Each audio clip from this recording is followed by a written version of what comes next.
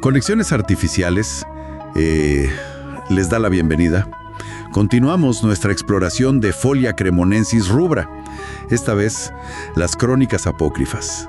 Exacto. Son manuscritos dispersos, ¿no? Sin una verificación clara, como manchados. Susurran cosas inconfesables. Híjole, pone la piel de gallina. Pues bueno, comencemos con la primer crónica que tenemos. Fray Bernardo de Prague. Estamos hablando de Bohemia por ahí de 1680 más o menos. Un monje benedictino ¿Sí? en una abadía remota. Y el relato, bueno, es de sacrilegio. Es terrible. Y fíjate que la fuente, o bueno, lo que sugieren estos fragmentos, es que, aunque sean de dudosa autenticidad, persisten, circulan en ciertos círculos esotéricos. Y la historia de Fray Bernardo es particularmente perturbadora, por lo que cuenta y por las circunstancias. Totalmente. Imaginen la escena que describen los textos. Es casi paranoica la atmósfera. Fray Bernardo, un hombre devoto, al parecer, está en oración, ¿no? En la quietud de la abadía. Y de pronto se empieza a filtrar una melodía prohibida. Ajá. Dicen que viene de Il Violino Rosso. Ese instrumento legendario que aparece en otros fragmentos, siempre ligado a cosas terribles. Sí. Y que la toca un intérprete malicioso. Así lo nombran. Exacto. Un intérprete desconocido que parece buscar atormentar deliberadamente. Y la melodía en sí, la cantilena, como la llaman. La cantilena. El relato dice que esclaviza al monje al instante. ¡Qué fuerte! Su voluntad, rota. Describe cómo sus músculos se retuercen, como si la belleza de la música, una belleza extraña, fuera el inicio de la locura. Es fascinante y terrible a la vez, ¿no? Cómo describen la música como una fuerza externa que te domina por completo. O sea, no es como una locura que surge de dentro, sino como una, ¿cómo decirlo? Una posesión acústica, si queremos verlo así. Una posesión acústica, me gusta el término. Da escalofríos, porque lo que sigue, híjole, sí, es un horror inimaginable. El texto habla de Fray Bernardo en el altar mayor. Profanado. Exacto. Y lo describen devorando la carne cruda. De sus hermanos monjes, de feligreses. Hablan de un banquete infernal. Y que todo ocurría mientras sonaban unos arpegios que supuestamente solo él oía entre los gritos. Y el ciclo es grotesco. Vomitar restos masticados y ser forzado a comerlos de nuevo. Ay, no. Incluso a morderse a sí mismo, su propia carne. Autodestrucción y canibalismo, dictados por la melodía. Te juro que leerlo da náuseas. El escenario es clave, ¿no? El altar mayor, símbolo de santidad, convertido en un matadero. La descripción sugiere una tortura psicológica extrema. La música como un director de orquesta macabro. Totalmente. Y esas últimas palabras que susurra, eso también es muy inquietante. Sí, lo encuentran días después, ahí en el altar. El manuscrito lo pinta como un espectáculo macabro, desfigurado, demacrado, la piel lacerada, el rostro como una máscara de tormento y éxtasis profano. Un grito silencioso, y susurra eso: la melodía me desgarra, me consume, sus cuerdas vibran en mi alma. Ajá. Que Helena clavis animae. Helena, la llave del alma. Clavis anima y la llave del alma. Esa frase es potente. Y según estos textos apócrifos, la reacción de la iglesia fue, fulminante, rápida y decisiva. ¿Qué hicieron? Sellar la abadía, atribuirlo todo a una posesión demoníaca, pero grave, ¿eh? Y silenciar a los testigos. Había un miedo palpable a que se contagiara, como una plaga espiritual. Claro. ¿Y eso cómo encaja en la época? Digo, históricamente. Pues encaja bastante bien, la verdad. Pensemos. Europa Central, siglo XVII. Plena contrarreforma, todavía coleaba la casa de brujas, había mucha histeria colectiva, tensiones religiosas. El miedo a lo sobrenatural estaba por todos lados. Entiendo. Entonces, las explicaciones oficiales, como demonios o desequilibrio de humores, pues, convivían con rumores populares, maldiciones, objetos encantados, incluso se podría pensar en algo como la fiebre de la danza, estas histerias de baile. Entonces tenemos esta historia apócrifa, pero el horror que describe Fray Bernardo, consumido, desgarrado por una melodía invisible. La imagen que deja, híjole, es imborrable, perturbadora. Sí, es impactante. Pero bueno, continuemos con la siguiente crónica. Nos vamos a Cremona, allá por 1680, más o menos. Y ahí conocemos a Caterina y Cecilia. Son dos hermanas, huérfanas. Y lo único que tienen, de verdad, es ese lazo entre ellas, ¿no? Forjado en la miseria, en la calle. Caterina es la mayor y es súper protectora con Cecilia, que es como más frágil. Y en medio de todo esto, aparece un objeto clave. Il violino rosso. Exacto. Bueno, pues resulta que las hermanas encuentran trabajo de sirvientas en la mansión de un tal Conde Alfonso d'Este. Ah, el Conde d'Este. Un personaje peculiar, ¿no? Sí, un noble metido en cosas raras. Sociedades esotéricas, rituales secretos. Imagínate. Consiguen un techo, sí, pero se exponen a peligros enormes. No solo de la alta sociedad, sino de estos círculos ocultos del conde. Y es justo ahí, en una de esas reuniones secretas, clandestinas, que aparece Il violino rosso. Y fíjate, la música de este violín no es para agradar. Para nada. Es perturbadora. Obliga a los que le escuchan a confesar sus secretos más oscuros. Una herramienta perfecta para el chantaje y la manipulación en esos ambientes, ¿no? Totalmente. Y aquí vemos el instinto de Caterina. ¿Qué hace? Pues, aterrada, esconde a Cecilia. La mete en una despensa para protegerla de esa locura que provoca el violín. Así que Cecilia, físicamente está a salvo. Pero queda traumatizada. Imagínate oír esos sonidos horribles filtrándose por la puerta. Mientras Caterina, ella sí lo vive directamente. La humillación, el miedo expuesto por la música. Es un trauma compartido pero distinto. Una lo oye, la otra lo sufre, digamos, en carne propia. Sobreviven esa noche. El violín, curiosamente, desaparece. Pero esa noche cambia a Caterina para siempre. Sí, la impotencia que sintió se vuelve su peor miedo. Y su deseo de proteger a Cecilia muta. Ya no le basta el amor, ¿sabes? Necesita poder. Y la promesa del violín, eso de tu voluntad será ley, le empieza a sonar como la única salida, la única seguridad real. Entonces se obsesiona con encontrarlo. Empieza a seguir rumores, pistas. Y lo encuentra. ¿Dónde? Con el portador anterior, que ya está muerto, de hecho, consumido por el propio violín. ¡Qué destino! ¿Y Caterina lo toma? Sí, lo toma. Y casi inmediatamente se topa con el conde d'Este, que también lo andaba buscando, claro. Y ahí vemos su primer uso del poder. ¿Qué hace? Pues toca el violín, pero no para atacar directamente, sino para manipular. O sea, borra el interés del conde, su memoria sobre el violín. Exacto. Lo obliga a decir que perdió el rastro.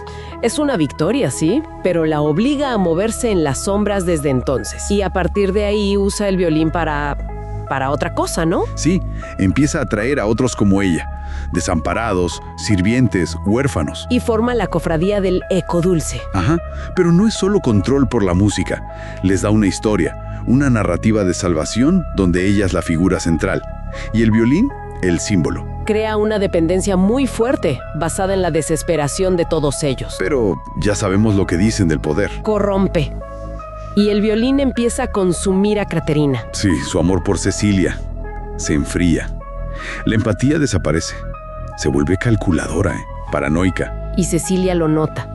Siente ese cambio, ese miedo que irradia el violín, aunque no entienda bien por qué. Y la cosa escala. Llega un punto de crueldad tremendo. ¿Qué pasa? Para castigar a Cecilia por algo menor y para demostrar su poder ante la cofradía, la obliga a cantar. ¿Obligada por el violín? Sí, durante horas, bajo el influjo del instrumento. Y lo irónico, lo terrible, es que el tormento le da una voz perfecta, casi sobrenatural. Pero la deja muda temporalmente. ¡Qué horror! ¿Y la cofradía? ¿Cómo reaccionan? Pues ahí está lo interesante. Ellos no ven el castigo, ven un milagro. ¿Un milagro? La voz celestial seguida del silencio. Lo interpretan como una señal divina. Es un fenómeno que llaman primado negativo, ¿no? Cuando algo traumático, en lugar de romper tu creencia, la refuerza. O sea, reinterpretan todo para que encaje.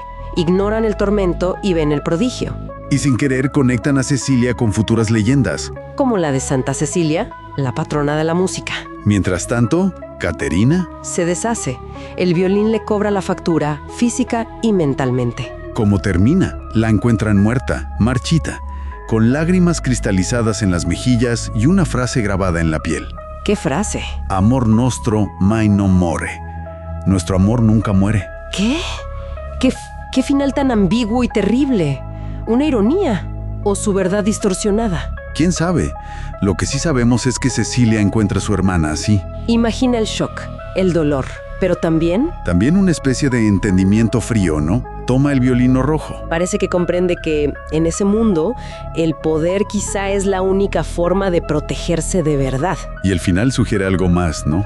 Que quizás Cecilia use ese violín y esa voz prodigiosa que nació del dolor. ¿Para qué?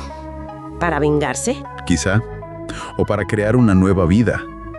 Una identidad noble, tal vez. Ocultar su pasado, despistar a los que buscan el violín. Y convertir su sufrimiento. En la base de una leyenda.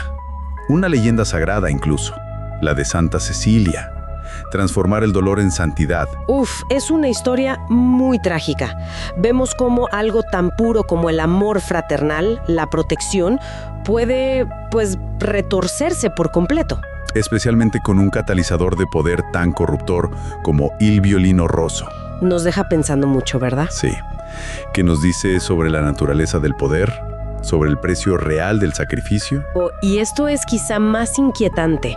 Cómo las leyendas que más veneramos, incluso las de santos, podrían nacer de secretos muy oscuros. De dolor profundo, de historias reescritas por la necesidad de sobrevivir. Sí, y de hecho, si te fijas bien, en algunas pinturas más modernas de Santa Cecilia, ella sostiene un violín que curiosamente es de color rojo, un rojo carmesí, inquietantemente vibrante. Me parece una enorme coincidencia, ¿no lo crees? Sí, si esta crónica es cierta, coincide y encaja extrañamente muy bien. Es algo muy extraño. Bueno, tenemos más crónicas, ¿verdad? Así es, tenemos el siguiente relato. Específicamente la Crónica Anónima de Génova. Parece que es de por ahí de 1685. Ahí vivía, según esto, la familia Cordari, Giovanni Cordari. Sí, eran fabricantes de cuerdas para instrumentos. Y dice la crónica que la familia tenía buenas voces. Pero el punto clave es otro, ¿verdad? Giovanni, sabía de ocultismo. Efectivamente. Y ahí parece que empieza el conflicto. Alguien, un rival ocultista, busca venganza. Y el método es, muy siniestro. Un violín. Un violín carmesí. La crónica dice que Giovanni escucha una melodía, la cantilena, tocada por este enemigo. ¿Y qué pasa cuando la escucha? Pues el texto describe la música como hermosa, casi celestial, pero a la vez aterradora. Y el efecto es inmediato. ¿Inmediato cómo? Pierde el control. Su cuerpo, su voluntad, todo queda sometido a la melodía. O sea, piensa en las creencias del siglo XVII sobre la magia simpática, ¿no? La idea de que sonidos u objetos podían influir a distancia. Claro, como si la música fuera un hechizo directo, un arma. Exacto. Y aquí es donde la crónica se pone, muy gráfica y terrible. Porque Giovanni, bajo el influjo de esta música, ¿qué hace? Bueno, la crónica narra actos horrendos contra su propia familia. Primero, su esposa. Híjole. Y usa términos musicales de forma muy macabra. Habla de un pizzicato cruel, como ese punteo agudo en el violín para describir la violencia. ¡Qué retorcido! ¿Y luego? Luego, el horror se dirige a las hijas. El lenguaje es brutal. Habla de arpegios incesantes, de disonancia creciente, mientras describe actos de depravación. Las pinta como marionetas rotas. Y lo más perturbador que mencionabas es que, según el texto, él está consciente de todo. Sí, eso dice. Consciente pero incapaz de detenerse, atrapado en lo que llama una armonía infernal. Siente terror, pero no puede parar. ¿No hay ningún momento en que intente luchar contra eso? Hay un instante. La crónica dice que recupera brevemente el control y en la desesperación intenta suicidarse con un cuchillo. Para detenerse. Sí, pero falla. Es como si la malvisión, la música, le negara esa salida. El texto incluso dice que la música parece burlarse con escalas descendentes. ¡Qué terrible! ¿Y qué pasa cuando vuelve en sí, aunque sea por un momento? Encuentra la escena, sus hijas petrificadas por el trauma, el cadáver de su esposa y el lamento de las niñas, dice el texto, helaba la sangre en el puerto. Pero la música regresa. Sí, el violín vuelve a sonar y Giovanni, desesperado por no volver a caer bajo su influjo, hace algo extremo. ¿Qué hace? Se corta las orejas para no escuchar. ¡Ay, no! ¿Y funciona? No. Es inútil. La música parece resonar dentro de él y finalmente logra quitarse la vida. ¿Cómo? Con un atizador de la chimenea se atraviesa el cráneo y sus últimas palabras supuestamente fueron: «El silencio es la mía compañía. El silencio es mi compañía». ¡Qué final! Me imagino la reacción en Génova, un puerto lleno de gente. Esto debió ser... Un caos. Pánico total según la crónica. Las autoridades, pues desconcertadas. O quizá queriendo controlar la situación. ¿Qué hicieron? Sellaron la casa y dieron una explicación oficial, pues muy vaga. Una fiebre maligna de la mente, algo así como una locura repentina o hasta ira divina. Un encubrimiento, básicamente. Parece que sí. La historia del violín, la venganza musical, quedó como un susurro, una leyenda de taberna. Típico de estas crónicas apócrifas, ¿no? Que mezclan lo real con lo fantástico y lo que se quiere ocultar. Entonces tenemos esta espiral de horror familiar iniciada por una venganza musical y tapada oficialmente. Más allá de lo escabroso, ¿qué nos dice esta historia?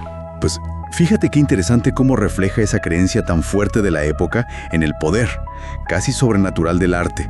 Aquí, la música no es solo bella o emotiva, es un arma. Un arma capaz de anular la voluntad por completo. Exacto, y de desatar la peor depravación.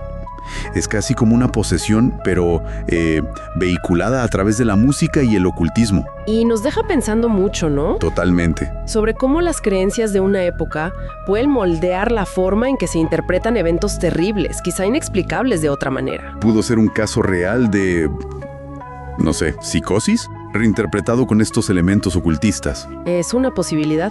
Y también nos hace pensar en cómo el miedo colectivo o el deseo de mantener el orden puede llevar a silenciar o a distorsionar verdades que son demasiado aterradoras. Sí, suele ser así.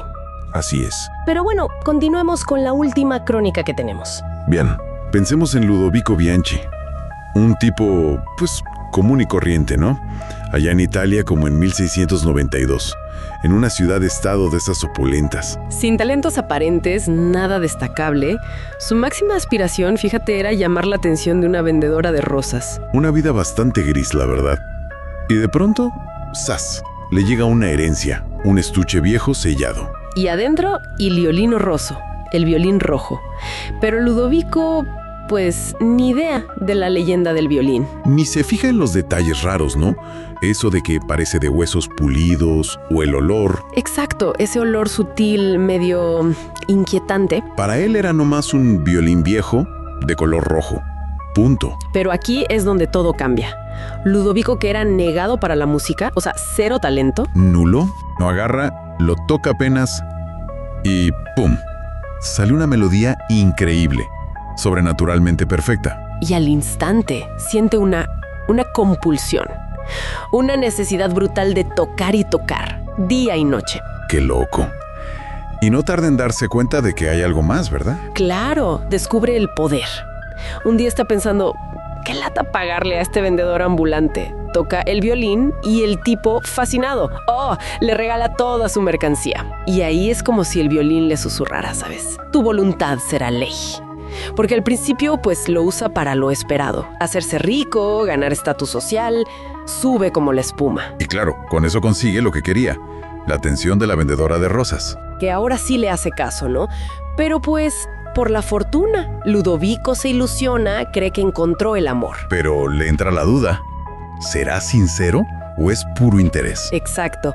Y le da miedo usar el violín para averiguarlo. Prefiere vivir con la duda, al menos al principio. Es interesante cómo ese poder que no se ganó, que le llegó de la nada, empieza a torcerlo casi de inmediato. Sí, porque la riqueza y ese amor comprado, pues como que se le hacen poco. Se aburre. Se aburre de tenerlo todo fácil. Y ahí es donde empieza lo feo. Empieza a usar el violín para ejercer un control sádico, por pura diversión. ¿Cómo? O sea, ¿qué tipo de cosas hacía? Mira, cosas grotescas. En reuniones sociales obligaba a la gente con la música a confesar sus secretos más humillantes, a actuar como animales. Llevaba su crueldad también a lugares públicos. Usaba la música para orquestar peleas, violencia, incluso que la gente se autolesionara masivamente. ¡Qué horror! Y lo peor es que las víctimas estaban conscientes todo el tiempo. Sabían lo que hacían, pero no podían parar. ¿Y las autoridades? ¿Nadie hizo nada? Lo encubrían. Decían que era histeria colectiva o melancolía negra, cualquier cosa antes que admitir algo tan imposible y siniestro. El poder ya no solo había corrompido sus metas, sino su alma. Y mientras tanto, esa duda sobre la mujer. Se vuelve insoportable, una obsesión. Y al final, pues no aguanta. Usa el violín. Para saber la verdad. Sí. La obliga a confesar. Y ella le dice todo. Que solo lo usó por el dinero, que nunca lo quiso, que incluso le fue infiel. Uf, qué golpe. Y ese poco amor que le quedaba a Ludovico se transforma en odio puro, absoluto, frío. Y entonces decide vengarse. Pero de la peor forma imaginable. Usa el violín para orquestar su tortura y muerte, con una crueldad metódica, asegurándose de que ella estuviera consciente durante todo el proceso. Describe, bueno, si se puede, brevemente. Son detalles muy macabros. Ingesta forzada de sustancias horribles, desollamiento, desmembramiento, todo mientras ella está plenamente consciente por el poder del violín. Hasta que muere. Una cosa espantosa. ¿Qué nivel de sadismo calculado? Y todavía falta un detalle, ¿no? El de las rosas. Sí, para rematar su venganza, esparce pétalos de rosas rojas sobre los restos de ella. Una burla final a ese amor que nunca existió. Terrible. Pero la historia no termina ahí. El violín parece cobrarle la factura, ¿no? Exacto. Tras la muerte de ella, el control del violín sobre Ludovico se intensifica. Se vuelve absoluto. ¿Cómo? Se obsesiona con una melodía específica que emana del instrumento. La cantilena de Elena. La toca sin parar. ¡Lo consume! ¡Literalmente! Físicamente. Sí, su cuerpo empieza a degenerarse visiblemente. Se consume, se enferma, se desgasta a una velocidad brutal. Hasta que lo encuentran muerto. Muerto, sí. Consumido totalmente. Y en las paredes de su habitación encuentran notas musicales y versos de esa cantilena, escritos con su propia sangre. Híjole. Y sus últimas palabras. Apenas audibles. Addio mio dolce segreto. Adiós, mi dulce secreto. El ejecutor inocente, como lo llaman en las crónicas, se convirtió en la última víctima. Es increíble toda la trayectoria. Del don nadie al monstruo todopoderoso y de ahí a ser devorado por la fuente de su poder. Es un retrato brutal de cómo el poder absoluto, sobre todo el que no se gana, puede corromper. O quizá solo despertar la oscuridad que ya estaba ahí. Y eso nos deja pensando, ¿no? La crueldad ya vivía dentro de Ludovico y el violín solo le dio permiso para salir. ¿O fue el propio instrumento el que sembró esa maldad? Es la gran pregunta. ¿Hasta qué punto un objeto, por poderoso que sea, puede definirnos o destruirnos por completo? Una reflexión inquietante.